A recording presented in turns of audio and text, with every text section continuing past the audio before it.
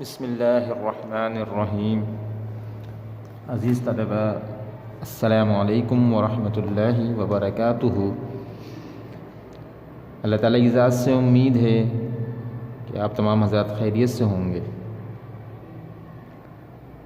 اور حالات کے پیش نظر تدریس کا آغاز ایک بار پھر آن لائن کلاسز کی صورت میں کیا جا رہا ہے، جس میں آپ کو ریکارڈڈ ویڈیوز فراہم کی جائیں گی، جس کی مدد سے ہمارا سلسلہ تدریس آگے بڑھتا رہے گا۔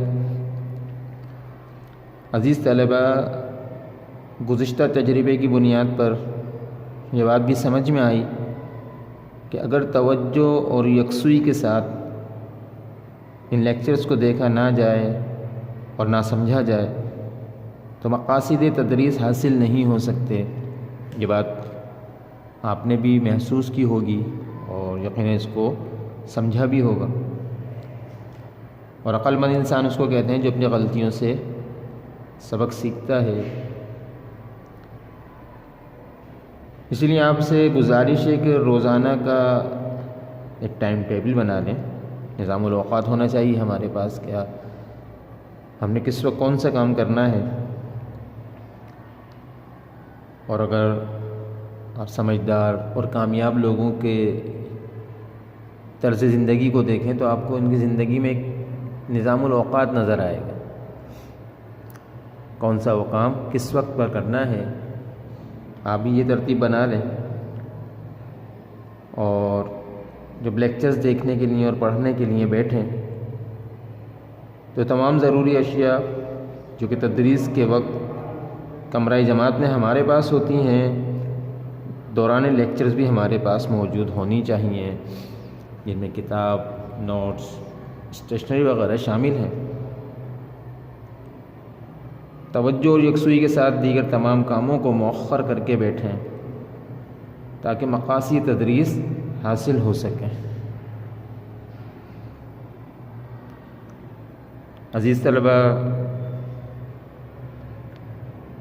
ہم ان آن لائن کلاسز میں سب سے پہلے جو سبق آج پڑھ رہے ہیں وہ ایک نظم ہے، جس کے شاعر میر انیس، اور آپ کی کتاب کے صفحہ نمبر 143 سے وہ نظم شروع ہوتی ہے۔ عزیز طلبہ،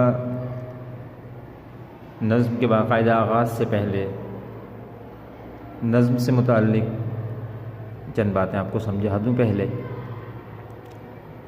کہ صنف کے اعتبار سے یہ نظم ہے، اس کا عنوان گرمی کی شدت،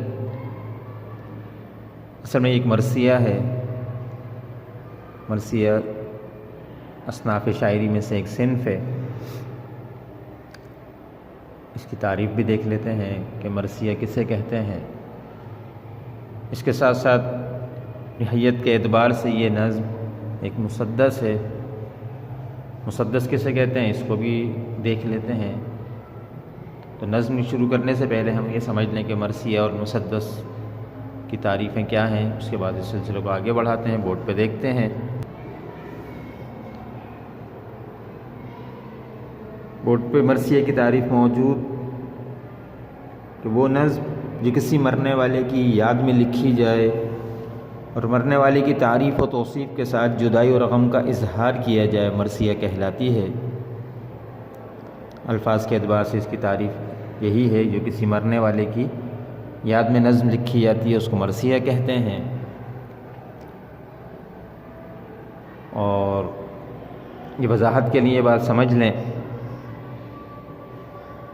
چونکہ آپ جب یہ نظم پڑھیں گے تو اس میں آپ کو کسی مرنے والے کا تذکرہ نہیں ملے گا، تو یہ بات بھی سمجھ لیں، ذہن نشین کر لیں کہ اگر کسی دردناک واقعے کو جس میں شہادت ہوئی ہو، جس میں ظلم ہوا ہو، اگر اس واقعے کی منظر کشی کی جا رہی ہے، اس واقعے کو کسی اور انداز سے بیان کیا جا رہا ہے، تو اس کو بھی مرثیہ کی صنف میں شامل کیا جاتا ہے۔ یہ بات اس لیے وضاحت کر دی کہ ہم اس کی تعریف تو مرثیہ پڑھ رہے ہیں، لیکن اس نظم میں ہمیں کسی مرنے والے کا تذکرہ نہیں ملے گا، اس لیے بات ذہن نشین کر لیں۔ کہ وہ جو کسی دردناک واقعے کی یاد میں یا منظر کشی کی جائے اس کو بھی مرثیہ ہی کہتے ہیں۔ اس کے بعد مسدس ہے۔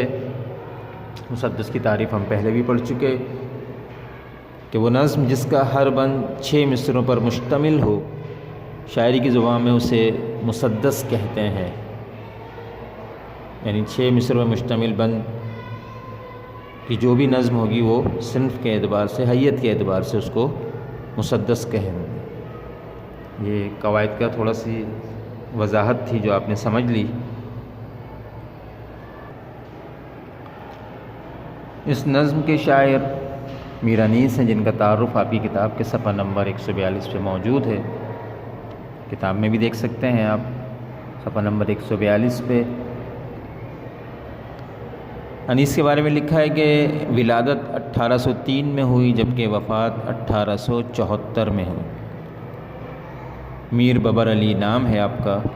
انیس تخلص فیض آباد ہندوستان کے سید گھرانے میں پیدا ہوئے۔ آپ حضرت امام موسیٰ کاظم کی اولاد میں سے تھے۔ تخلص کا لفظ آیا جو کہ آپ اچھی طرح جانتے ہیں کہ شاعر کے ادبی نام کو تخلص کہتے ہیں، تو آپ کا تخلص انیس ہے، جبکہ آپ کا نام جو ہے میر ببر علی ہے۔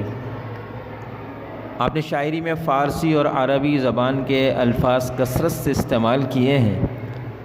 انیس نے ہزاروں نوحے اور بہت سے سلام تحریر کیے۔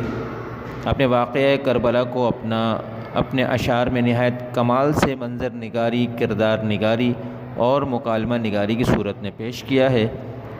لکھنؤ میں انتقال ہوا، ہندوستان کا شہر لکھنؤ، وہاں انتقال ہوا اور انتقال کی خبر سنتے ہی لوگوں کا ہجوم ان کے گھر امڑ آیا۔ ان کی تدفین گھر میں ہی ہوئی۔ مرثیہ نگاری کی تاریخ میں ان کا نام ہمیشہ زندہ رہے گا۔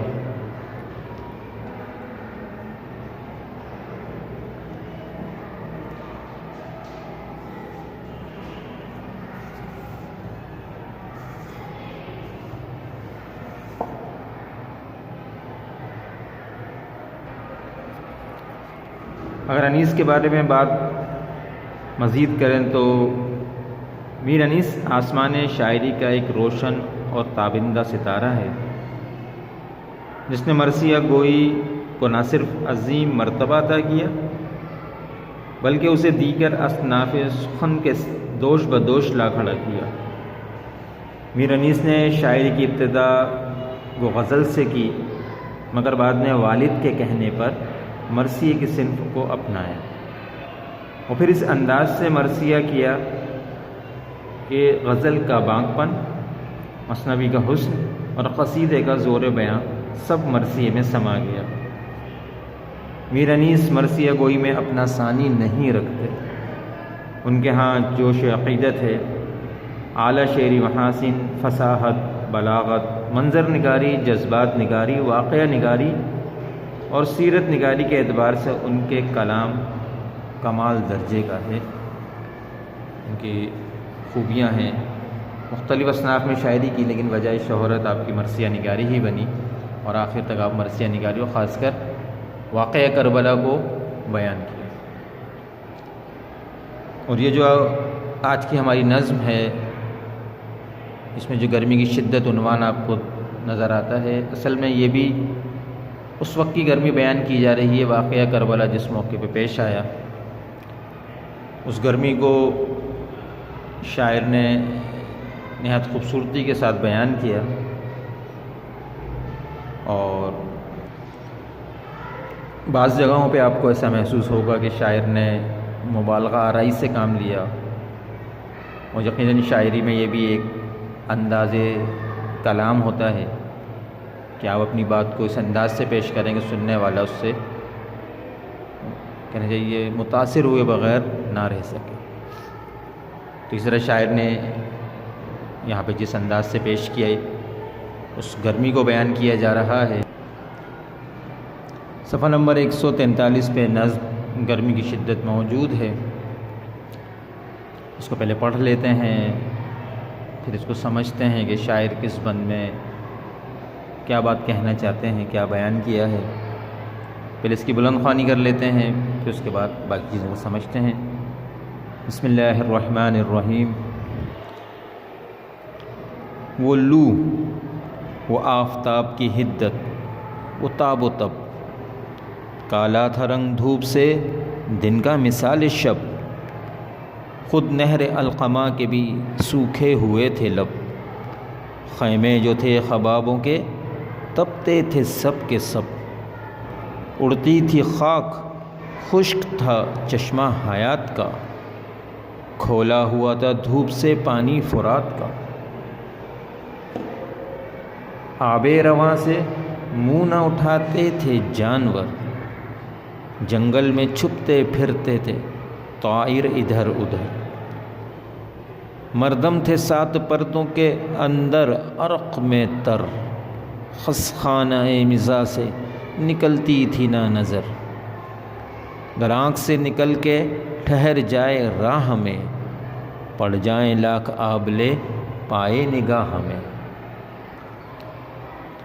کوسوں کسی شجر پہ نہ گل تھے نہ برگبار، ایک ایک نخل جل رہا تھا صورت چنار، ہنستا تھا کوئی گل نہ مہکتا تھا سبز زار، کانٹا ہوئی تھی پھولوں کی ہر شاخ باردار، گرمی یہ تھی کہ زیست سے دل سب کے سرد تھے، پتے بھی مثل چہرائے مدقوق زرد تھے،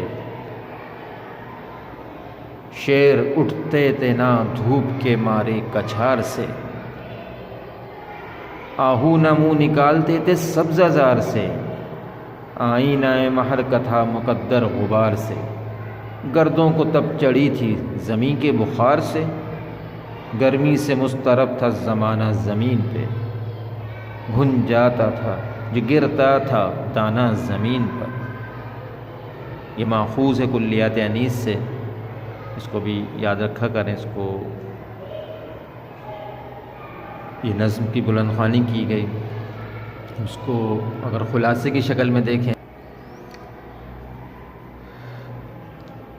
اس نظم میں شاعر نے میدان کربلا کے اس واقعے کی طرف اشارہ کیا ہے جب حضرت حسین رضی اللہ تعالیٰ عنہ اور ان کے ساتھیوں کے ساتھ جو واقعہ پیش آیا۔ یہ نظم میدان کربلا میں اس دن گرمی کی شدت کو بیان کر رہی ہے کہ جس دن کا معرکہ اور نواسہ رسول صلی اللہ علیہ وسلم کی شہادت کا واقعہ پیش آیا۔ یہ نظم موسم کی شدت کو بیان کرتی ہے جو آنے والے البناک سانحہ کا کرب اپنے دامن میں سمیٹے ہوئے ہے۔ میر انیس نے جو لکھا کمال عروج تک پہنچایا۔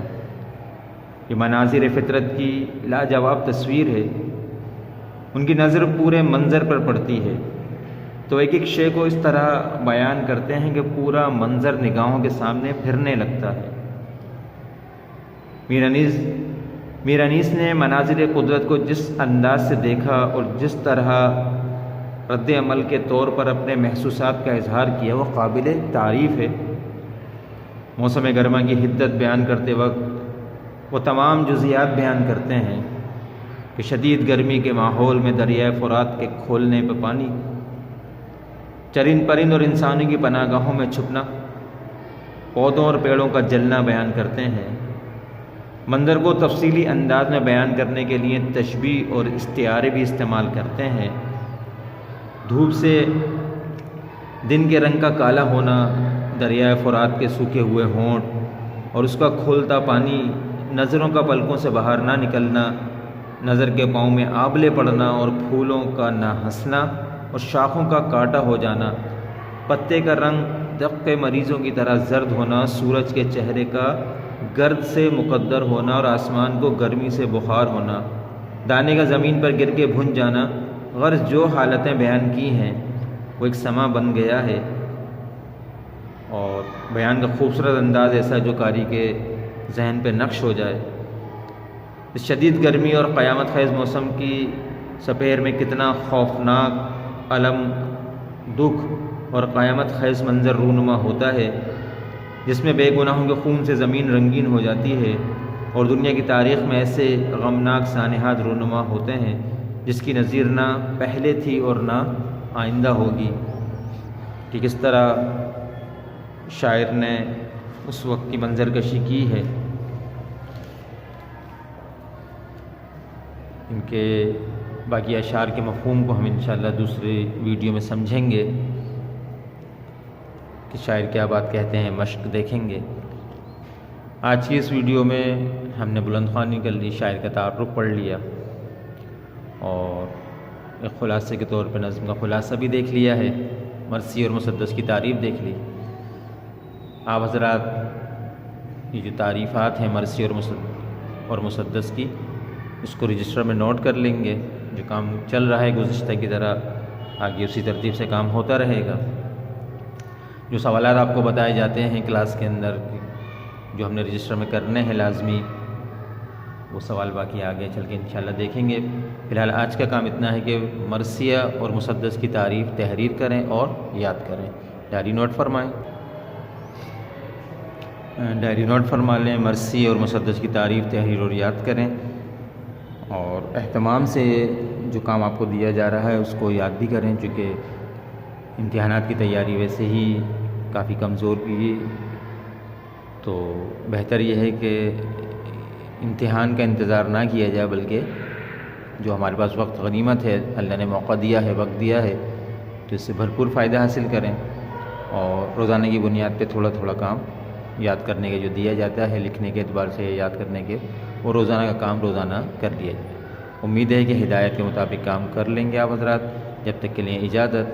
السلام علیکم ورحمۃ اللہ وبرکاتہ۔